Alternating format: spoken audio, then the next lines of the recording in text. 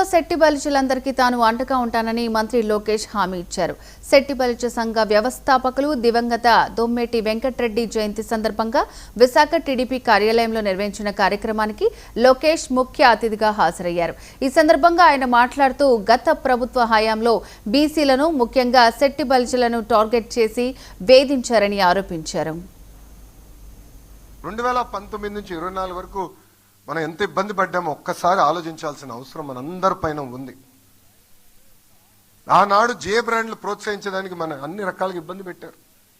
ఆనాడు శెట్టి బలిజ సోదరులు రోడ్డెక్కి ధర్నా చేస్తే కేసులు పెట్టారు, పోలీస్ స్టేషన్ లాక్కుని తీసుకెళ్లారు, జైలుకు కూడా పంపించారు.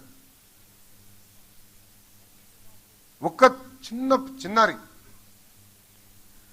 వాళ్ళ అక్కని వైకాపా నాయకులు పిల్లలు ఏడిపిస్తున్నారని ఊరు పెద్దల దగ్గరికి వెళ్ళి ఆయన కంప్లైంట్ చేస్తే ఆ చిన్న పిల్లోడిని అతి కిరాతకంగా కొట్టి అతను చదువుతున్న పుస్తకాల్లో పేజీలు చింపి నోరులో పెట్టి ఎన్నికలప్పుడు నేను హామీ ఇచ్చా. దాంట్లో కమ్యూనిటీ భవనాలు కడతానని హామీ ఇచ్చినాం.